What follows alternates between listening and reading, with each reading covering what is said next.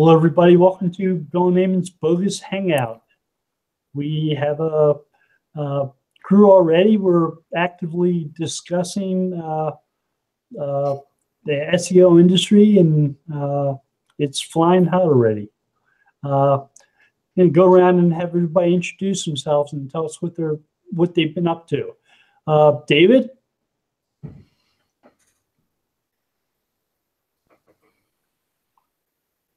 I am currently on Facebook and Twitter and elsewhere trying to promote this damn hangout, so thank you for that.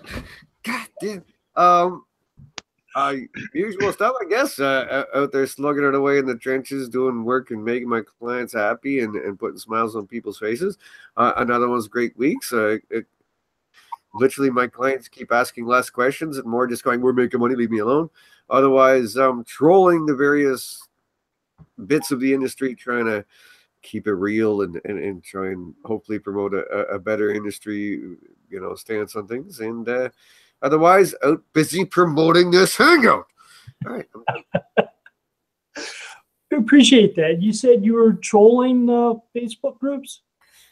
Well, okay. It could be considered trolling because I'm not always saying what people want to hear and not always agreeing with everyone and ass kissing and whatever. And I just staying out of the old boys club. Well, I'm still in the old boys club rooms, but I'm also just like Ammon and yourself out there trying to have some effect on the future, like we've always done from the forum days on up, and trying to just protect the credibility of our industry as best as I can. You know what I mean? So, which way, folks, when anyone watching from any of these groups or anywhere else, we don't get paid for any of that. We're just out there because we love our industry. It's true. We have no obligation, no responsibility to the people there, except we want things to get better for the industry. We have Dawn Anderson with us today, too. Dawn, will you introduce yourself and tell us what you're up to? Hi, all. Well, I'm full of a cold. So, I know you've been sick. We've been wishing the best for you. Oh, God. Yeah, so, yeah. I've just really, I've not been for ages into the hangout, and I just spotted the reminder came up, and I thought, oh, I'll just pop my face in there. So yeah, so even today, I lecture at the university, so I was lecturing. I had to go into the university today, so the poor students had me like spraying, coughing all over them, so they'll all probably be off for the rest of the week now. But yeah, so I don't know. I'm like everybody else. I just do SEO and finding lots of interesting things being said everywhere. It seems to be a lot of people spouting strange theories around at the moment again, and I don't know. It's all a bit odd. Yeah. No, but Don, it's not odd. Again, like, you know what I mean? Like, I have been fighting the good fight as long as guys like Bill and Terry and Ammon and stuff. But and I was gone for like a year and change. I was just heads down doing work, raising my kids and having a family life. But I was still keep monitoring and keeping an eye on stuff. And it just seemed that rise of snake oil, that it started to come back up to the surface. And if any, a lot of us remember like 10 years ago, like 2007 or so, when marketing departments and our consumers in SEO, we were all considered kind of like snake oil in the bottom of the rung, and not, it's like, oh, that SEO is the dirty, ugly, we were like lawyers and used car salesmen. That feeling is seemingly starting to come out again, in the general marketing world. And that's kind of what brought me back. And I was like, because I love this industry. We got away from that around 2010 and onwards. We started getting away from that, and now it seems to be creeping back in. So yeah, but, it's not odd at all. I think you're quite right that it's happening. Well, the bottom line is because there's money to be made in it. There's people who need their websites optimizing, and there's people from industries that are thinking, oh, we'll get into this. So they put together a smart sales operation, learn a few of the basics, and off they go. And they're. But I also think there's just less voices out there to fight against it. Meaning that, like, I was asking on Facebook today, has anyone got any new blogs or this and that? Because all the people in my feed reader, yeah, I still use one, are are gone. You know what I mean? Like I look at my reader, it's like search engine land, search engine roundtable, search engine journal, and so many. Like if I expand it, look, there's like 50 people in there, and none of them, the people I used to listen to, are writing anymore. You know, like it's just a lot of there's just not a lot of voices out there anymore like there used to be. You know. Well- They're not writing for those. I think they're still writing, but some of those publications, as you know, I'm not a fan of content schedules. Some of those publications got carried away with their content schedules, and the result was when the good writers published something good, it was buried between layers of absolute dross. And I think they got fed up with that and stopped posting in the public places. They're still posting on their own blogs a bit. But yeah, it's much more gone into groups and private groups in particular. Yeah, which is anyway, finish the introductions here. God dang, we're not gonna get anywhere with this, are we? Okay, Doc Sheldon. I'm Doc Sheldon, Intrinsic Value SEO and Search News Central. Basically, the last several days, most of this week, I've been onboarding a couple new clients, trying to get the folks that ran out of money in late November that are now on their new budget racked back up again and up to speed. And yesterday, I spent all day in Search Console trying to figure out where a 500 and some new 404s suddenly appeared from, with strange words like Cialis and Viagra and Sounds like all kinds of new links.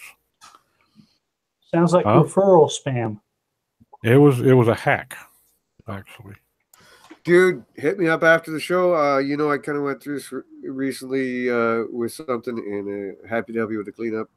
I'll at least give you an idea what I did with it, and it worked quite well. So I've already got it pretty much done now. So nice. I have an article half finished about the one I ran into, so I'm going to send it to you, and you're going to clean it up, add your own 2 cents, and we'll like co-author it. Cool. Good plan. Terry? Yeah, but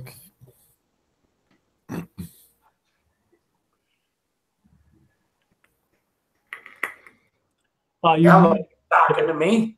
Yeah. Could you introduce yourself and tell us what you're up to? This week I've been editing a bunch of pages, redeveloping some that I thought the bounce rates. I have a way to fix it. I've been rebuilding SEO Pros.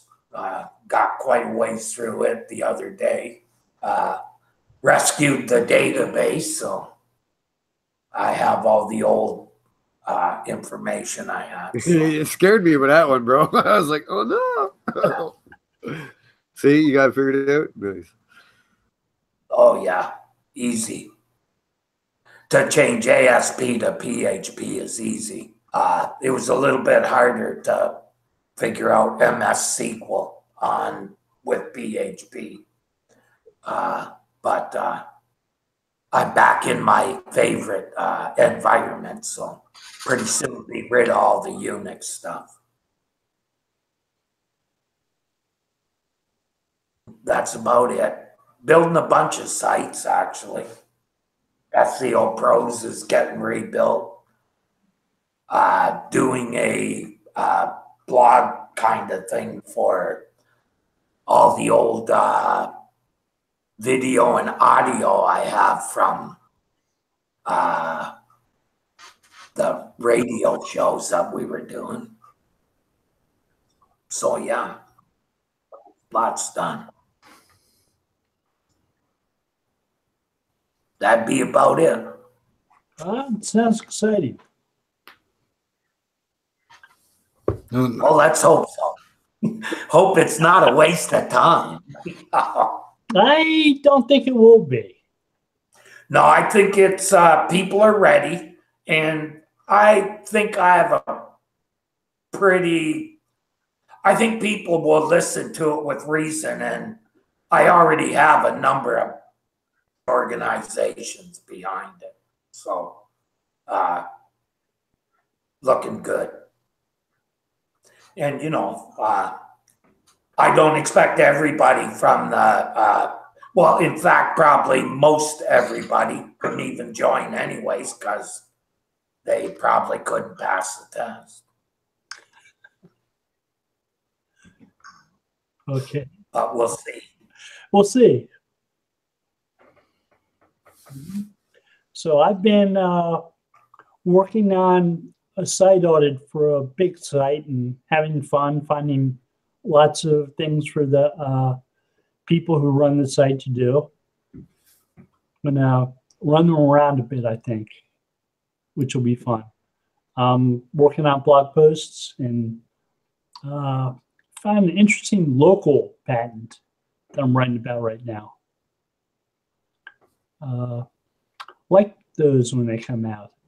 They're not always the deepest things in the world, but they affect lots of people. It's a new patent, Bill? Yeah. You want to talk about it a bit? I'd be very interested. Well, now, doesn't that ruin the blog post? We're trying to build stuff here. Sorry, Bill, you have to be quiet here. As Bill's manager, we're not allowed to speak about that blog post at the moment because we're trying to build some excitement. Well, there's value to scarcity as a marketing tactic, but there's also value in building up anticipation. And this one, this one focuses upon finding related local entities. And you know, you talk about the subject of relatedness there, Bill. Yeah. So not a lot of people talk about the subject of relatedness. They talk about relations, but they don't talk about relatedness enough. You know, fuzzy relatedness and etc. Yeah. well, this is using similarity. Yeah. So similar. You know, so I've just got a post that's going to be published in hopefully the next few days on one of the big sites. Yeah. Because you know I'm trying to get better at blog post writing, just as my thing for the year. It's kind of been the thing that has kind of I've always thought, God, I wish I could go off and write something about that. You know, when you see something, you get annoyed and you think, I'm going to go and write something. But then life gets in the way and you calm down and you're less annoyed and you just think, oh, I can't be bothered. And you just kind of get on with your work again. So I've decided that this year I was going to tackle writing, etc. So anyway, I'm contributing to quite a few of the bigger sites. So this one is actually based around a lecture I attended last summer at the European Summer School for Information Retrieval. And the lecturer was Enrique Alfonseca, who is relatedness. Yeah, so he's the main researcher behind conversational search at Google Zurich. Yeah, and he is the guy behind the research paper that they talk about in Our Other Work, which is around sentence compression by deletion with LSTMs. Yeah, which they just refer to in the voice search guide, which actually is able to tag up words without part of speech or named entity tagging. Yeah. So it seems to rely a lot on relatedness. And one of the key points of that is actually that with voice search, he said there is no paraphrasing. Now, to paraphrase, we know you must be able to fully understand the meaning exactly of a sentence or a question, or even the context, Exactly. because to That's paraphrase, you need context of relevance, right? Exactly. So at the moment with voice search, there is no paraphrasing, only extraction and compression. Yeah, that's one of the lecture points that he made. Yeah, versus feature snippets and so forth. Yeah, I've got slides to show it and everything. Google does have a couple patents on paraphrase-based indexing. Yeah, but this is around conversational stuff. If you look at one of the other papers that he's a big person on, it's actually look him up on the research team. It's actually relatedness and similarity measures using WordNet. Yeah, So go and have a look, because the whole point is it's understanding the context by the relatedness of co-occurrence vectors. Yeah. So Right, I anyway, was going to say, because that's where, you know, paraphrase. I don't know, Bill. You haven't read the patent you're talking about, so I'd be interested in seeing it. But you got to think that that's somewhere that vectors could play in well. You know what I mean? Is in paraphrasing and stuff like that. It makes total sense. when you if you can, you know, we know that with queries normally there's all sorts of transformations go on, such as stemming and, you know, etc. Along the way, grammar and sound X, that kind of thing happens.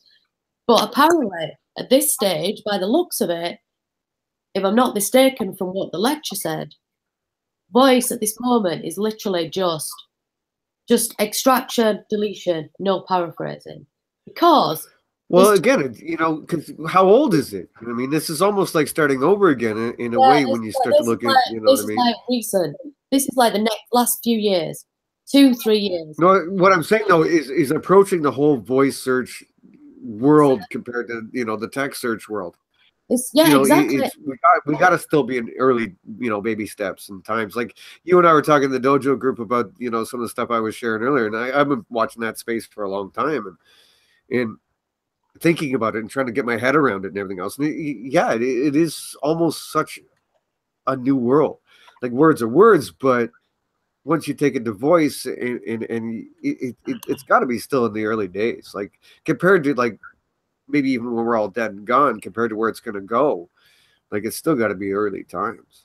It's a completely, well, the sound of it, it's a completely different kettle of fish by the sound of it. Completely. Yeah. When's your birthday, Terry? I'm going to send you a smartphone and let you sit around talking to Google for like a couple weeks, man. You'd find it fascinating. It is fun. Like literally sit there and just mess with that stuff. It's fun. Yeah, that's who Terry would just love to spend some time chatting with. Well, he's talking to himself all the time. What the hell? This is true. Hey, I'd have a better conversation. The important thing, though, is, Don, did they give you numbers? Like what percentage of search is conversational? I would think low, Terry, because we haven't trained people to use it that way. Yeah, well, I mean, like, but once people are used to it and trained onto it, you know what I mean? It's like my kids using Google compared to me using Google. You know, like my kids would sit there and put 4 or 5, 6 words in because I'd ask them, why would you do that? They'd say, well, because I know Google. If I put 3 words in, I'm not going to get what I want. If I do this and that, you know, so there's going to be that next generation that comes, you know, after us that is trained to it, is used to talking to devices, is used to, like, you know, you've got, like, I remember we used to talk about 10 years ago about when Microsoft Xbox came out with, you know, the what was it, Tanya? Oh, she's busy with the headset on. With the God, whatever it was. Anyways, you could sit there and talk to your Xbox. You know, Xbox search this, or Xbox do this, Xbox do that. You could literally talk to it, and so talking to devices is still relatively new. But once it gets to the point where it's commonplace and every day, it's gonna be totally different. You know? Here's some numbers for you. Data numbers now probably don't mean much. Okay, so here's the numbers. Last year, 2016 at I/O, it was 20% of queries of voice queries. Comscore released figures last week. 50% of queries by 20. Comscore is bull. I don't believe anything. Okay. I don't believe anything that comes out of that place. Not a single thing. Okay. Well, let's put it this way. Okay, so you asked for some figures. These are the only places. Yeah, but 20% doesn't. No. That was from Google last year. Like somebody's been smoking stuff I'd like to find. Okay. So anyway, Comscore said by 2020, 50% of search will be voice search. Yeah, 50% of all search. Yeah, and I think some figures came out at CES this week talking about the number of Home Minis and Echo Dots that have been shipped, are going to be shipped in Q1 2018. Massive uptake because they slashed the prices of them Black Friday, and literally they were flying out all over the place. Don, did you receive any notices yesterday about assigning actions to your assistant? Yeah, that was actually the videos I was sharing with Don earlier today. I've not to be honest. Did you watch the videos, Don? Like the ones that you and I were talking, that thread you and I were talking about? No, I didn't actually, because I was on the way to So I think it's 1,000 actions and growing or something like that, Bill. No, I will do. Yeah. Yeah. That same thread we were talking about in the dojo group. Yeah. I linked up a bunch of videos and stuff, and I believe that's what Bill's talking about because it just came out yesterday. So right, there was a patent about assigning actions to entities like a year and a half ago that talked about touch screens, but didn't mention voice-based searches at all. So, but you know, for me, it's two separate things, two very separate things. You know, the action side of it seems to be completely separate from what I could see, and then the conversational part is kind of overlaid, and then the trigger words, such as they gave an example of. That's a lot of what it is. Yep. Yeah, it's literally like overlaying of the entity. So the entity may be the person. Yeah, Amy is the person, or the football team. They gave an example of when is the Manchester City game. Yeah. With the touchscreen based example, they were saying, okay, you circle an entity on a screen, on a touch screen, to pick out that entity, and then it has actions assigned to it by the site owner. So this was really just looking at totally conversational stuff. Yeah. Right. So the idea of assigning actions is something that maybe was described in the context of mobile devices with touchscreens, but not with people talking into them. Yeah, it's the eyes-free device side of things. This whole post is around not doing anything with the keyboard. It's around just literally no written text. Well, that's it. Like I said, yeah. It's the Google Assistant approach. It's this concept that you're searching, not even searching per se, but interacting with your life through Google. Okay, so like, you know, okay, what do I got? What's on the docket today, Google? Okay, Google, what's on my schedule today? And it'll say, you know, you have a doctor's appointment, you have this and that, da da da. Okay, so where's that first appointment? And that's where the conversational comes in. If the first thing on your calendar is that doctor's appointment, you don't have to say, okay, Google, where's that doctor's appointment? You say, okay, where's that first one? And it'll spit back. And then as they show in the example in the video, from there, the conversational search continues. You say, how do I get there? Now, how they prefaced it was with your touchscreen device or whatever in your home. And when you say, how do I get there, in reference to the two first ones that you just had that conversation with, it says, we've sent it to your phone or to your, I guess someday, your Google car, auto driving car, whatever. And it pulls up on your GPS and everything else. Oh, it's on your phone now. And on your phone now shows the GPS and how you get there and everything else. It's really kind of neat shit. I really like it. The biggest problems seem to still be in multi-turn conversations. You know, sequential stuff whereby you know, with a single turn, we ask a question and we'll get maybe one or the best 2/3 answers back. It starts to get problematic when we'll ask another question related to the previous one and start to build in multiple characters. So we might start asking about multiple people. And there seems to be that, you know, that whole anaphora and cataphora resolution problem. So it doesn't remember for long enough who you're talking about or what entity you were referring to when you start saying they, him, her, especially when you start adding multiple characters in. So these multi-turn conversations apparently are still a challenge. And that was what was said in the lecture as well. So, you know, for me, when people are doing things in particularly unstructured data of noisy web, they should really be trying to avoid using excessive amounts of he, they, blah, blah, blah, etc. And like try and make sure, and even in some of the examples on the voice raters guides, some of the sentences that got pulled out, they didn't have the context of the person in them. And that was an issue. Yeah. You know what I mean? When they start saying he said this, who does he relate to? Does that make sense? Oh, for sure. So anyway, this is what the blog post is kind of all about. So I'm hoping I don't get torched by the SEO masses. I'm sort of reading that one. It sounds like Well, look, you know, maybe people won't all. I'm not bothered if people disagree with parts of it. I think that I've put quite a lot of evidence in for everything I've said. I've not just said I think. I've just kind of tried to put some strong cases across for things and refer to people who are, you know. Thank you, sir. Sorry, my son was just showing me his latest math test, which he got 100% on. He wants to go to computer science. I don't know where he gets it. But... Congratulations to your son. Yeah, apparently he's got an interest in computer science. I don't know any idea what happened there. Yeah, where did that come from? Eh? Don, just to go back to what you were saying, Don, on the additional keywords and the variation, the he, she, all those different variations. Google's already pretty much dialed that in pretty well on the search side on desktop or mobile.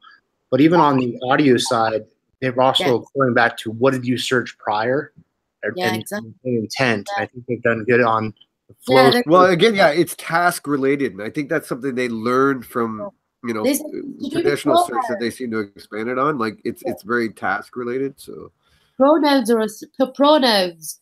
When I was at Wisdom last year in semantics, they covered off what's still the biggest challenges in semantics. They said anaphoric and cataphoric resolution are still a very big challenge. Yeah. So understanding when you start to say, John went to get his hair cut and he looked better for it. It's like understanding that pronoun he related to John earlier, especially when you start to then say things like, who's the president of the United States? Next question. The answer comes. The next question is, who's he married to? It has to rely on remembering he. Then you start to add in who he's married to. You start to talk about her. It gets messy, because it's remembering all these different pronouns. The minute you start to add like the word they, and you've talked about multiple people, then they becomes a real mess, So. But I think you're right on that. And when people start to change the query instead of what is or who is, like my daughter actually did something about, she was stuck with an algebra question and she was trying to understand the concept between it. And I said, well, ask Google, let's check it out. And all of a sudden it gave her almost like a teacher's response. It wasn't really just a canned response. It was more a complete explanation down to if a teacher was standing there teaching her that algebra equation and how to actually, it was quite interesting. I'll tell you what else struck me as well when I started to think about the paraphrasing thing. I started thinking, well, is it because they don't understand intent? Because as we know, with paraphrasing, it's a massive thing in plagiarism, So I know that as soon as you start to research the word paraphrase and explore it, it basically says, look, if you're going to paraphrase anything ever, you have to make sure that you cite people and that you have to fully, you can't just reword something unless it has exactly the same meaning, but with different words. But then it occurred to me that actually it may be fully intentional, because paraphrasing usually means that you can start to expand the query and get more results. Well, with voice, you don't need 10 results. You only need one gold. So precision is better than recall in that instance. You know what I mean? So it's better to get an exact result than various variations. Does that make sense? Because you can't have 10 results in voice. You can have 1, 2, maximum 3. So it's better for it to be exactly the right question and the right answer, rather than just a variation and expanding it out and stuff. Anyway, that just was another thought that popped into my head. Okay. So go refresh the actual page for this hangout. Dave Pipe says, what seems to have gone up the creek Google-wise is synchronization. I use an Android mobile, 2 laptops, separate Windows and Linux. Google Chrome used to sync well, but it seemed to break about 2 weeks ago. Now, I don't think that again, I call it me in the evolution of Google, but I think they're trying to push people away from the desktop. I think this is more about, you know, that talking to your phone, that Google Assistant, that whole direction. I don't think they're as worried about syncing up your desktop to the rest of the pipeline. I don't know. Just doesn't seem to be where it's headed. Yeah, definitely. Well, they seem to have been focusing on trying to push us over to more cloud-based stuff for quite a while anyway. Well, and they have. Like, did we used to search the internet in 2000? Yes, we did. Now we Google stuff. You know, they've already found a way to push us to where the hell they want us to be. So, Well, if you and I don't think they care about us because I'm 51. I'll be dead. They're worried about my kids. And when you look at your profile, though, it's a global profile. So you're on your, say, your mini, you're on your mobile, and you're on your desktop. So when you start doing searches on your mobile, you start to see the suggestion search in your desktop when you get back on your desktop version. So it's vice versa, where you might be asking certain questions on the mini or the Google Home device, and then all of a sudden you go back on your desktop because you're at home, right? So you might have that university pieces, and I think it all combines together, and each intent is different by device. Exactly. It's like, for instance, they're all, we know that a huge percentage of on-the-go queries are on mobile, obviously. Huge percentage, actually. But that's not going to be the same for a mobile device that is your smart speaker, because actually it's not mobile, but it's voice. Yeah. So it's going to be like, I think people will have to have 3 separate strategies on the go with SEO. You're going to have one that's based around written text with long form and reliant on things like, all the function words that mean things read grammatically, syntactically correct, because some people still like to read things well. But then the function words seem to all get stripped out in the likes of voice search because they're not needed as such, because they're for reading. So you're going to have like almost 2 strategies for that. And then you're going to have your local strategy, your mobile strategy on the go. It's going to get quite complicated, I reckon. For one piece of content, you could have 3 different strategies on the go. Well, I think that's where your analytics come into play to see where that buying cycle took place. What was the acquisition model, really? They, like you said, Don, they might be doing a voice command for researching something on the fly on the mobile. And then when they get back home, you're going to go back into a more of an elaborate discovery of that device that they might be looking into, watching some additional videos, absorbing different types of content before that buying pattern happens. That's why we need the data. We need the data as soon as we can, because all we know is it's going on. We've got no sight of it really at this moment in time, have we? And if back in 2016, 20% of all queries were voice operated, and now home is like massively shipping as it is, people are increasingly speaking to their phone. We need to get that data as soon as we can. Well, hopefully we'll see that in the new Google Search Console. I'm hoping to see some of that data come. I haven't got to test it yet, but I'm hoping to see voice search information in those reports. If they're not there eventually, hopefully they'll be there. Well, let's put it this way. Sorry, go on. I don't see this as a huge change.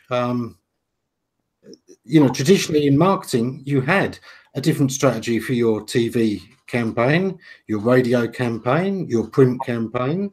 You had your sales pitches. You had your customer service campaign. They were all working on the same message, the same company, but they were all slightly tailored to a different audience and a different way of dealing with things anyway.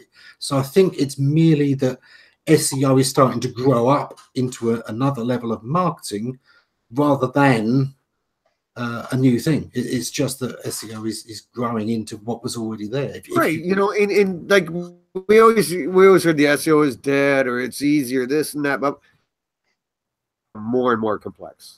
You know what I mean? I don't think it's anywhere near, come on, any of us have been doing this 15, 20 years. I don't think it's anywhere near as straightforward as it used to be. I think it is far more complex. I think you've got one piece of content. Areas like, there's more specialist areas within SEO. Understanding the beast is a little more complex. I think this job has actually become more, at least for me, interesting thing, and more complex over the years, not simpler or dying out or anything. In my opinion, if you're just looking at mobile and saying this is mobile, you're not looking at it the right way, because actually mobile has to be looked at. Are people using it? Are they on phones when they're browsing, or are they buying? Because you'll find, and I've yet to find. And Terry, and like, you know, man, what's your demographic? Are they looking for a restaurant, or are they looking to buy a computer? Like, you know, you can't just bareface the knowledge, you know. Like, exactly. Right. You have to look at the context. I mean, for instance, you look on Google Correlate with you look at Google Correlate at average rainfall, for instance, in inches. I looked at it out of interest the other day. You know, people that you look at a map of the US, average rainfall by inches, there's a huge amount of correlation with like mildew, mold. You know, people searching for things around damp climates, women's rain boots, etc. Yeah. So even things like where they live, as you said, demographics. I know, for instance, that a lot of my fashion promotion students, when they do research, they're finding that people are actually buying a lot of products now through the apps of some of the big fashion brands. So they're actually completely outside of search. Oh, you know, look at what Terry's saying. I've got a client right now that sells a very high-end product, not the kind of thing that's local or anything else. Like, you might discover something on your phone because you're sitting in a bar talking about it, but that's not where you're going to buy it. Like Terry's saying, you're going to go home and research on your desktop or your laptop or whatever. Then you're going to, you know, make your decision from there, and that's where you're going to make your purchase. You're not doing it on a phone, that's for sure. Depends on your purchase. All right, let Terry go. Let Terry go there. For apps to compare products, and I think if you're going to make a sale, that's where you'll make a sale. But there's like in fashion, people buy via the app. Loads of people buy via apps in fashion. You know, for the likes of the big ASOS's, the Misguided, all the female fashion, loads of them buying on the app. Not all the time, but it's very much, you know, they're kind of being fed latest products, very fast fashion. So I mean, I think it depends. As you say, it's gonna vary. Different niches, completely different, down to every vertical. The main thing they've found is that anything shopping search on mobile, most of that now is being done outside of people's homes, often inside shopping areas and in the shops. Comparison. You know, you'll look around, you'll go and explore the products. And if you don't like the price in the store, or you prefer it to be delivered to your home, but you know you wanted to actually see the goods first. So yeah, there's an awful lot of that shopping is being done on mobile, even though they've gone to the store. Hence the reason why a lot of the stores actually have almost like a keyboard or an iPad or whatever, so that you can go, they retain you actually in the place. They prefer to be in control of you comparing that product, you know, in the store. So they're trying to hook you in, even more, even though they know that that's what you're doing. They'd rather they were actually in control of that experience. I think we are going to see. I mean, Google thought ahead to this a little bit anyway, but I think we are going to see a lot more department stores and shopping centers that are doing free Wi-Fi so that they can be monitoring the internet traffic that's going on in their premises, so they can see when people are, you know, accessing Google and where they're doing searches as much as possible. Loads of them do it. Yeah, they're already onto it. It's like supermarkets are like they do it because they want to, like you said, they want you to actually buy. If you're in Tesco and you can't be bothered, they want you to buy from Tesco online while you're in Tesco. Yeah, and stuff like that. And I think you are going to see, you know, a lot more use of QR codes in stores generally, where, yeah, you go, why wait for this why wait in the queue with all those people? Wait to have your stuff processed. Just flash your phone on this, and it'll be delivered to your home this evening. You know, that's an easy win for people to see.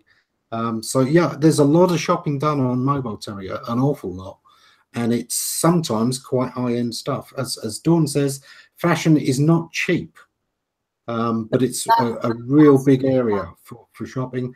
And electrical purchases, you know, that big 50-inch TV screen, do you really want to carry that home?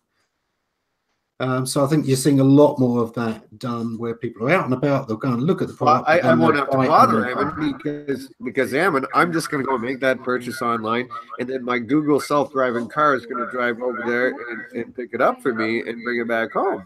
I don't have to worry about these things.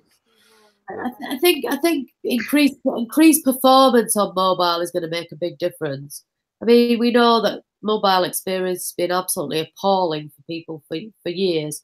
And I think that we know that if sites take X amount of seconds to load, then people are more, because it's just a terrible experience. Just because you tick the mobile friendly box, it doesn't mean that you've actually a good experience, does it?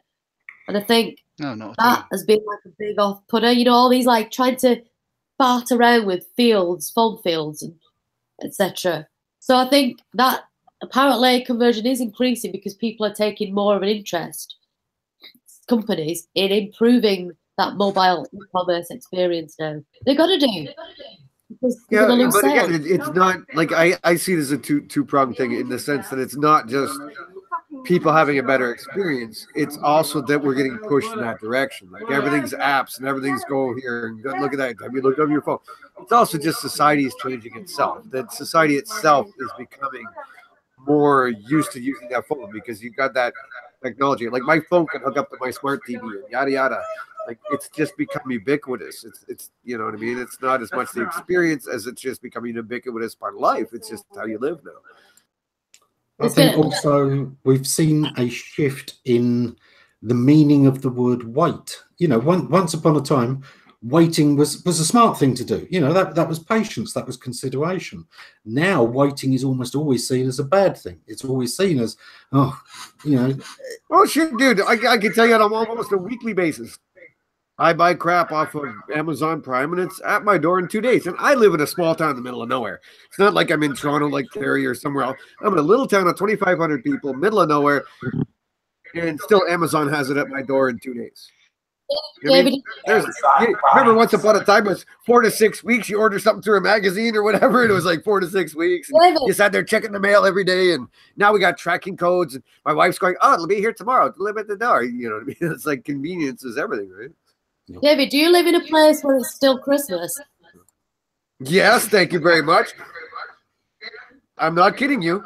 Because our tree is still healthy, hasn't dropped a needle, everything else, we're doing it up for Valentine's because it's still going to be around. We're not. It's now just a plant in the house, Tom. It's just a plant in the house, and by next week, when you see me on one of these shows, it'll be all done up for. Like literally, Tanya's got a whole bunch of Valentine's stuff, and it's all going up there. So, yep. I'm starting a new thing here, Don. Well, my wife is, but sorry, I'm only joking. Well, no, I'm being serious. That's the crazy part.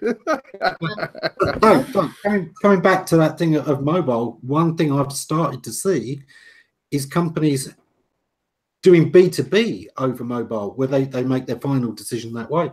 They'll arrange to see, the companies that are pitching. They'll go and they'll see all the pitches. And then on the train home or on the drive home, they'll make the decision on the mobile. So yeah, I'm seeing a lot more of the research done in the early. It used to be that you might discover on your phone and then you'd switch for the serious stuff to the desktop.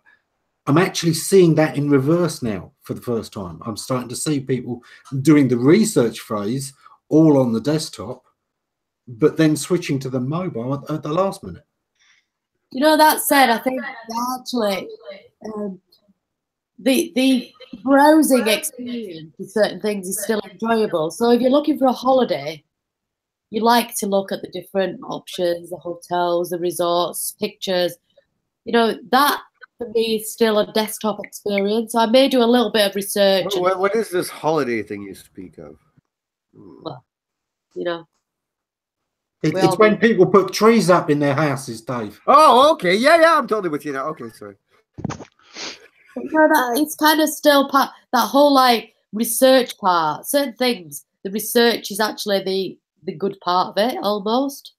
I don't know whether anybody would agree with that, but I know you like mooching around and considering the different types of hotels and are we going to do this, we're going to do that, the planning process, really. So I don't know whether that will change quickly. Well, again, I still think it's somewhat product or service related. And, you know, I mean, it still does define those lines to a degree, like, you know.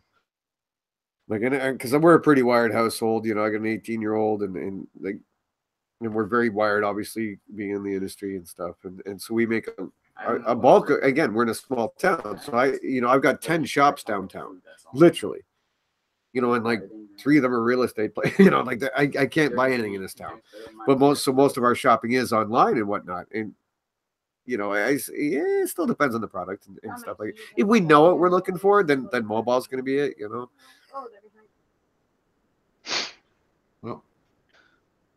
Well, but certainly the trend is definitely there that it's growing, that mobile is slowly encroaching even into things we didn't think were going to be that much affected by it. You know, we didn't think B2B was going to be that much affected by mobile, other than, you know, people Googling directions to go and meet you.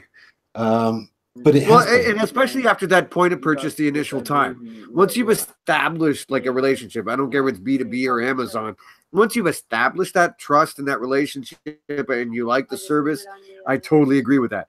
That you'd rather have that app. You'd rather not have to, you know, go to, you know, sit at the bar having a drink going, you know, I got to order some of this and that. No. Pull up the phone, do push button. You've already got your login information. They got your past purchases. You know, I totally see that. I mean, I still think there's an initial research process, but yeah, for sure. Yeah. Well, I was just going to chuck in a thought back on the Google voice search, just in terms of the stats that I've got off GSM Arena from last year. They sold about 35 million smart speakers, and they reckon that's going to be 56 million in the next year. And how are the answers for those things actually going to be? Where are we going to get those from? When are you going to make the transition that a customer or consumer is actually going to say, I'm happy to say to Google, find me some, I don't know, anything, find me a new mop, or I found one on so-and-so's website, okay, buy it. That's not going to happen in the near future. People aren't going to trust it that much for a long time yet. Yeah, but that's discovery. Like I was saying, though, once you have a trusted source for somewhere you go, it's pretty easy to pull up that mobile and say, okay, go get me this. You know? Yeah, absolutely. But I mean, that trusted source and things like that is changing on a daily basis, as we know already. I mean, there's somebody who ranks top 10 this week isn't going to rank top 10 next week. And the people who are trying to find those products and who they can trust to actually buy something from, when you're telling Google, go and buy me something, is the result just going to come from Google Shopping? In which case, us making semantic-based things based on voice search might not be as important. It might. Yeah, but again, using the Amazon model, it's not necessarily Google Shopping, and it's not discovery per se. It's a trusted source. I don't think they can, particularly given the issues that they've had with like Zoogle or Frugal or whatever it was called just recently with the Google Shopping, giving that an advantage over other shopping engines. Yeah, I don't think that they can do that. And no, I don't think they can either. I mean, they're going to be pulled down if they do it, but at the same time, they're going to point the finger over at Amazon Echoes and stuff and say, well, you can't buy anything. There's something interesting because I was reading something the other day when I was doing all this research around voice that actually one of the, I think it's the Amazon Echo has literally pulled advertising from it for now. Yeah. Right. So actually, I think that they're probably gonna have to rethink the advertising side of it. Yeah. I mean, how are you gonna have advertising when there's gonna be one answer? Yeah. I mean, that is the thing about there has got to be for any of the smart speakers and any voice search to be really useful. It's got to have one or, as you said before, maybe two answers. For that to work with normal search, you've got to narrow it down to a single answer. So for, you know, who's the president of the United States is easy.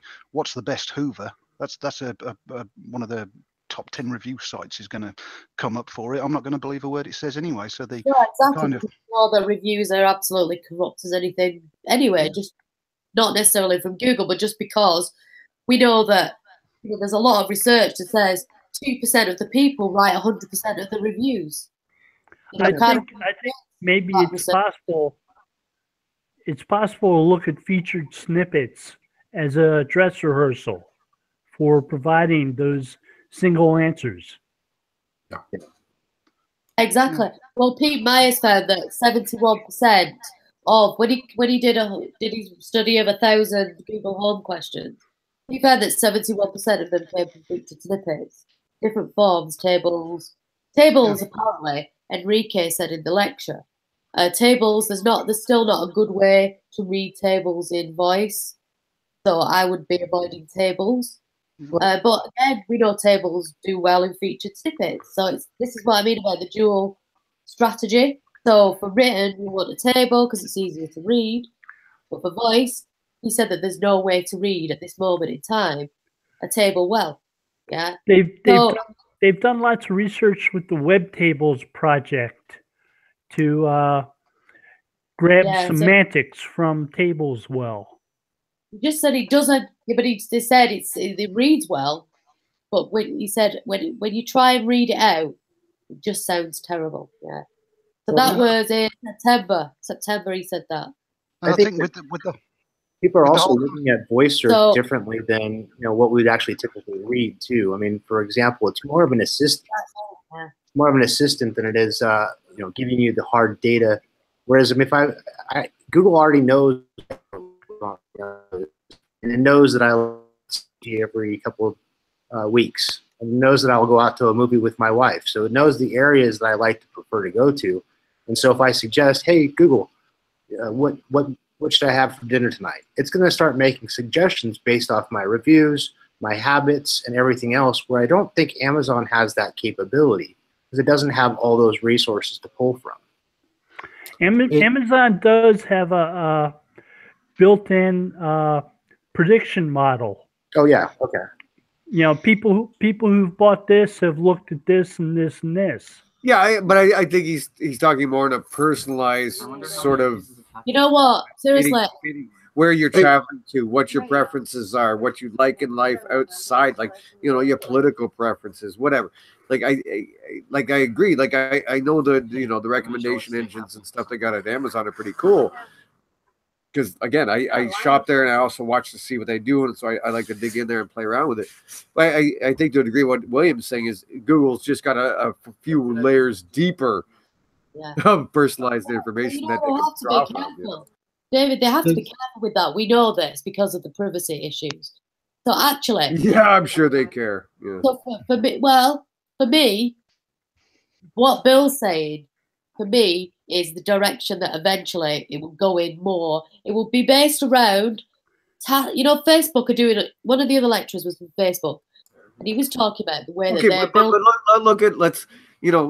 Let's look at something like not just face recognition, but object recognition and OCR kind of stuff, right?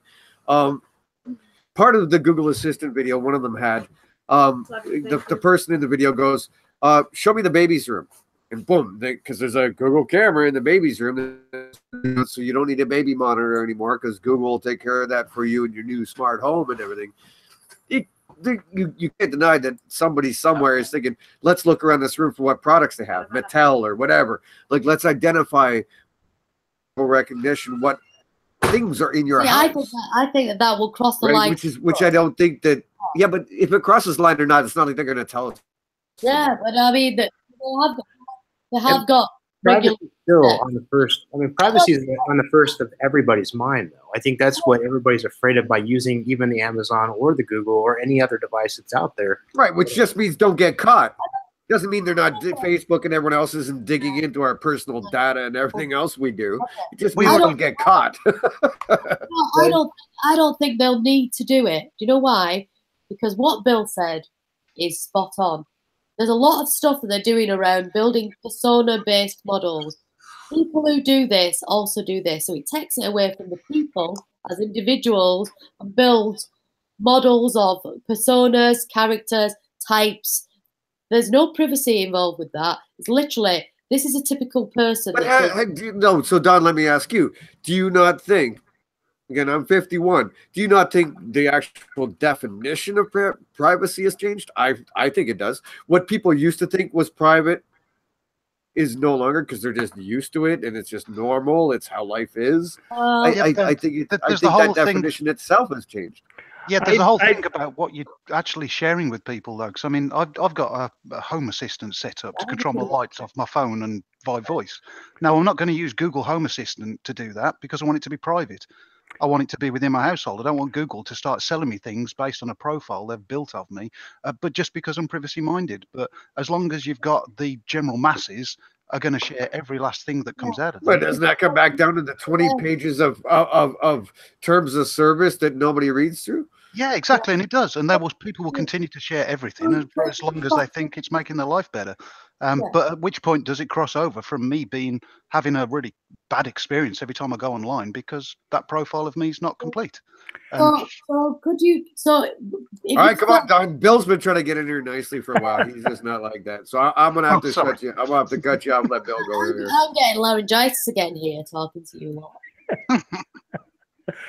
So when I see Google talk about privacy, they don't talk about privacy in general. They talk about protecting personally identifiable information. So they've defined it and they've narrowed it. And I think Apple has done the same thing, and Facebook as well. And there's I understand Siri listens in on a lot of stuff and gossips about it a lot. There's also an extra level of refinement in that. You know me. I'm a marketing guy. I always look at the wording people use and look at what they're not saying. You know, that old "nothing works faster than anodyne." Yeah, what you mean is all these products work at exactly the same speed, and you're trying to make it sound like yours is faster by pointing out nothing else is faster, but you're actually saying we have no advantage. Google are specific in saying that they're not using personally identifiable information, but these are people who are very well aware of the difference between information and data, and nowhere do they say that they don't use personally identifiable data. They just say by the time they've processed it into information, they've taken your name out of it. I think the thing is, eventually they'll be able to build such great models like Amazon have done of people who did this and who did this. They won't even need to know as much about you as we think. Yeah, it's classic profiling to a certain extent with psychology. That this kind of person who buys these kinds of things is probably likely to watch this at the cinema. But Google knows we went to the cinema because you've got your Android phone in your pocket. And if we have an iPhone, yes, follow us and have it always on. Fair enough. But if we haven't and we've said no, don't follow us, then they're going to have to fall back to things like the user modeling. So, And I think Google is really good at building profiles. They create biased document sets for each of us. We have our own personalized histories that they use to decide what to show us when we search. You know, in some circles that would be called a dossier. There's a landmark that I've been waiting for, and I saw it this Christmas. I've been waiting for the interruptive assistant, the one that actually monitors what you're doing and then prompts at certain times instead of being passive and waiting for you to ask. So like Space 1999 or whatever. I'm sorry, Dave. Are you sure you want to search that? I'll tell you what happened. I was in a shop. I was in a shop and it offered to show me what was on special in the shop I was in. Dude, we were talking to a guy. We did it like literally about 2-3 years ago with the guy who worked for that department, and they could within 3 feet in a store, if they had those little Google balls on the front counter and stuff, push up to your phone products that were on sale or that they might interest you and stuff of that nature, based upon past interest and so on. Fascinating shit, dude. like literally within a store, within a mall, et cetera, et cetera. It starts from the mall and then works itself inwards to actually each store that would have those little Google balls and shit. Yeah, it's impressive, dude. Like I was, you know, I've always said this about what I do. What I'm interested in when I learn stuff. It creeps me out as much as it fascinates me. You know, it's always that sort of fine line I'm walking, you know, because it is fascinating, but it also kind of creeps me out in a way. Yeah, but that was the landmark, because when Google feels confident enough to actually remind you that it's keeping an eye on where you are, what you're doing. No, it's not reminding you, Ammon. It's your assistant. It's your own personal assistant. It's not. Don't be creepy. It's your assistant. Exactly. Well, if you think about it, you know, people aren't used to that anymore. Once upon a time, you know, the Victorians could walk around, house full of servants, not worry about what these people had seen. Not think about the fact, oh yeah, they do my laundry. They've seen my dirty underwear. You know, it didn't occur to them. It didn't worry them. It was that's my next blog post. I don't think people today are ready for everything that personal assistant can know about them. This could be an interesting adventure. You know, skid marks of the aristocracy.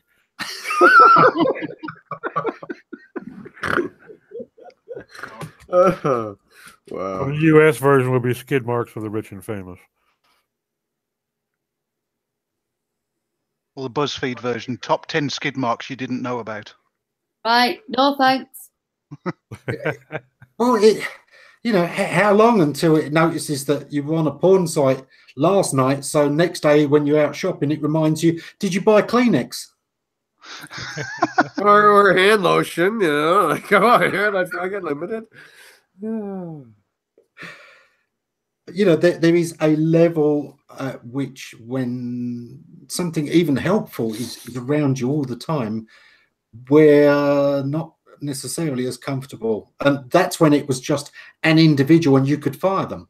When it's a mega corporation that is watching your every move, I think that's going to scare people a lot more. You know, that's the funny thing. Maybe because I've had this penchant for reading stuff over the years, but I've always maintained a somewhat different persona, you know, as far as what I do online and who I am as a human being. Like, I really don't. Well, it's because my life also sucks, but I don't really do a lot of what I care about personally online. I mean, it just doesn't happen a lot. So. We just had a comment from Dave Pipe in the audience. He was saying, unless he needs it on, he has his location switched off. But of course, that only affects the granularity of the data. If you know how to do it, like, from the GPS that's kind of smart, because phone, I literally have proxies and stuff set up that when I want to do my real self, as opposed to that person I was just talking about, I turn all my proxies on. You know what I mean? I go off the grid, so to speak. You know. Yeah, but how much do you really go off the grid when we know that, you know? Well, I mean, although data points still triangulate from what masts you're connected to. Exactly. It's just literally machine learning would be able to just take the data points and fill in the missing gaps, and based on the probability of past data that they've gathered before, to just, like, you know, as you say, triangulate the projected journey that you took. So, I mean, it wasn't that long ago that Google was done for gathering every Wi-Fi SSID as it drove past them when it was mapping Google Maps out. It doesn't need to have your location turned on to find out where you are. It just figures out which networks you've just gone past. You know, but again, providing you're using an Android phone. If you're using an iPhone, then Apple keeps it behind a wall that we can't even see. Well, and providing you actually have your own cell phone, I just use the missus. So Google probably wonders why she keeps searching gay porn, but you know, whatever. And that's one of the big things that Amazon knows it's still lacking. Amazon's really good at the purchase side of things, at knowing, you know, people who bought this also buy that, the other. But their ability to track where you are, what you do, has never been as good. They've tried their Fire phones and their Fire tablets and things like that, but even when they incentivize them, they're still not getting the take up that they would need to have the data to even start to rival. Because what we know about big data is the bigger the better, and it really is massively affected by how many users you've got. And Google's to the point where they're looking at how long people spend in lines at grocery stores and amusement parks. So if you want to know when a good day to go to an amusement park is, you could Google it and get some sense of which place has the least used rides. Yeah, exactly. And, you know, going back to William's example, which he wrote about, talked about, you know, when you're booking that restaurant, Google can tell you how busy that restaurant is. If you're going to eat there, and start factoring that into the equation, and let you know that people are waiting an hour to be served at that particular restaurant and want to try a different one. Well, which again also makes sense because they like to repurpose data, because now you can resell that data to shopping malls, to whoever is. Yeah, but the problem is the reviews will be so appalling. Data, I love repurposing data, so that makes, you know, that's like a win-win. That's beauty. Bill, there is a question in the page for you, and it's Don Vermeer. It says, "Are LSIs a ranking factor?" Which we have established is now your domain, not mine. So, yeah, okay, we're just gonna leave that. I was just joking. Sorry. So what does the latent stand for again, Ammon?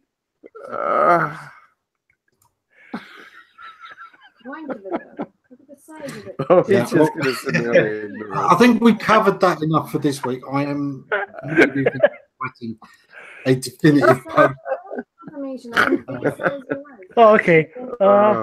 Moving on. It means use synonyms. That's it. Yeah. You know, that's the bit that worries me is the lack of logic. I can understand people not knowing, you know, exact terms. I can understand people struggling to read patents, especially people for whom English is not their native language. But the very fact that people can put together semantic keywords, don't you understand? Those are opposite terms. Semantics is getting away from exact words. It's understanding meaning. You can have semantic concepts. What do you say? You can't keyword stuff with your LSI? Well, Yeah, you know, it just drives me nuts. People that they find the definition that is not personally convenient. So, well, I'll just make up my own. Change the meaning of the word. Yeah.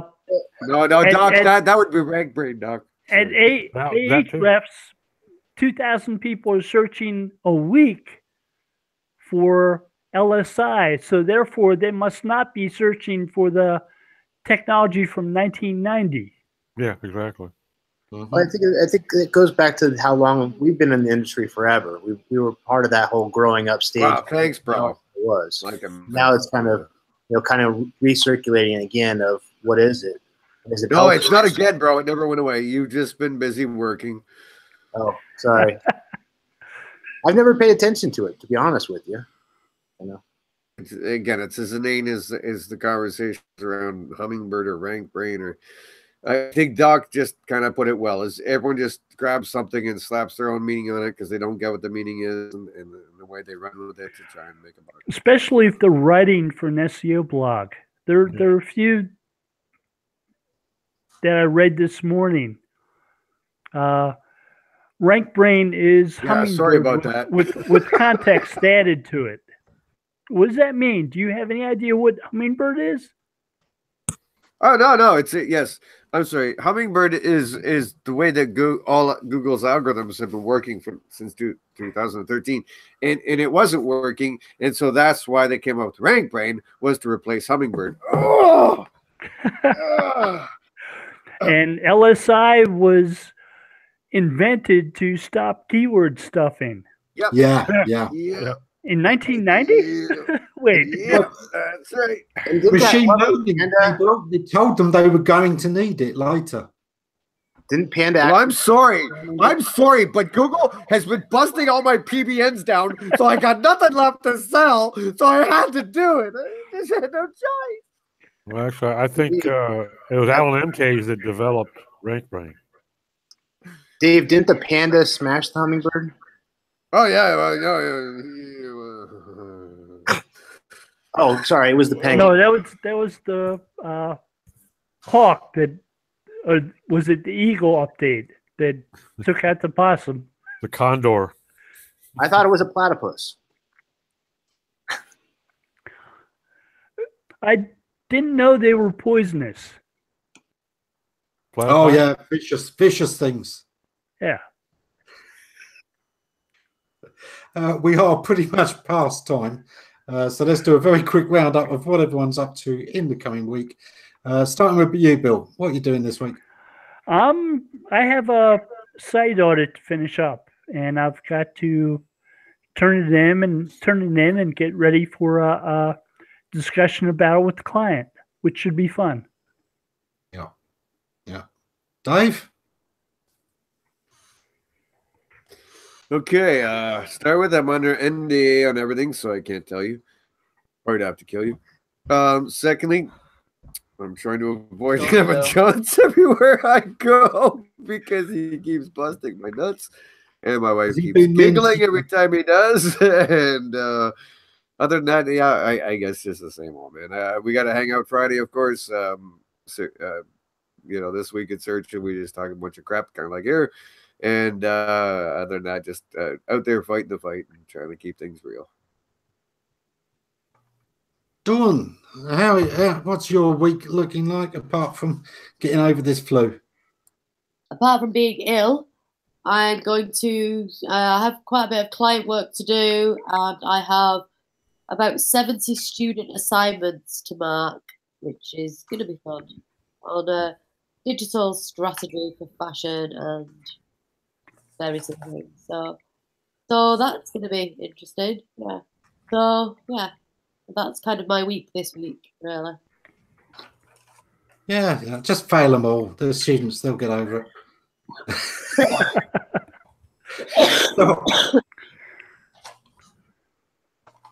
Doc, what are you up to this week? Yeah, I'll just go off and cough everywhere. Was that me, Ammon? Unless there's another doc here, and well, considering Don is not feeling so well, could you use a prescription, please? Basically, I had planned on spending the week divorcing myself from a bunch of Facebook groups, but I've decided instead I'm just going to troll Dave through those groups. It's a lot more fun. God, like I only got Ammon. Do I need this? I got started up a couple new clients. Tell you what, buddy, you can have LinkedIn. I'll take Facebook. How's that? Oh no! Did you notice I didn't even show my face over there? No, thank you. That was well. I did. I looked and it was pure chaos. So I said, "Yeah, no, I don't think so." Simon. Yeah, I'm doing a internal page rank calculation for a site where we've got to put a new one live, and they don't want to lose all of the rankings, and it's got to change completely because the old versions are complete and utter mess with about 75,000 pages on it, which is taking a while to do. Training up my new apprentice a little bit more on some ins and outs of SEO. So far, he understands that putting a keyword in the title is good, so we're going to work up from there. Couple of new sites to go live and finish off my big amazing project, which I won't be rude and try and plug on your show. But I'll tell you about it privately. When it's ready, tell us all about it. I will do. I will do. I'm not. How do you do an internal page rank calculation? Because I will tell you. We know because obviously we've got disavow. How do we know? I mean, okay, Don, we have to get off the air so you can talk to him about that in the green room. Because that sounds like a conversation that might take a while. I will tell you in less than 30 seconds. Right. Your disavow file does not matter because it's only an internal page rank calculation. Everything starts off as a 1. You run Screaming Frog, make sure you've got all the pages that matter, try and get rid of the ones that you don't have to have.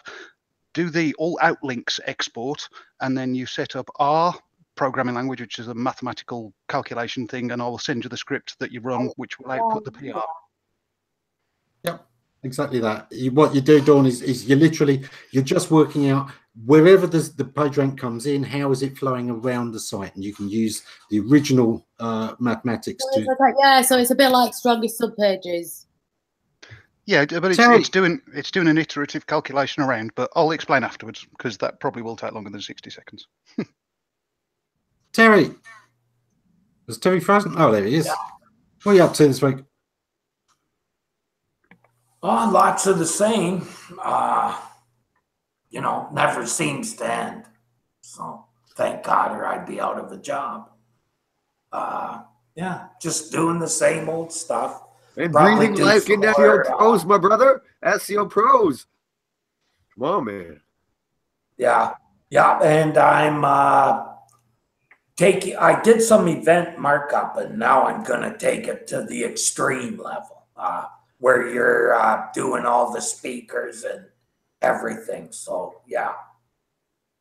Let us know when you're ready, Terry. We'll do an 80s style montage of you going to the extreme. You know, all the music, the fireworks, the lot. William, what are you up to this week? Learning a lot. Oh, no, I just want to say that I wish I had been on a fly on the wall or had footage of Terry and Brent D. Payne on that panel, because that would have been to the extreme.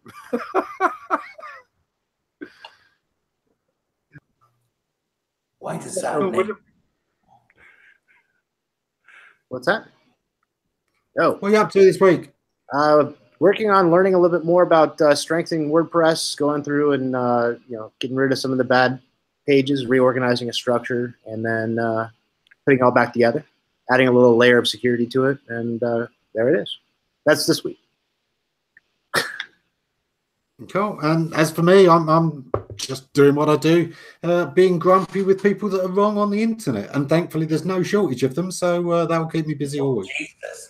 That's more than a full-time job. You've taken on a big one.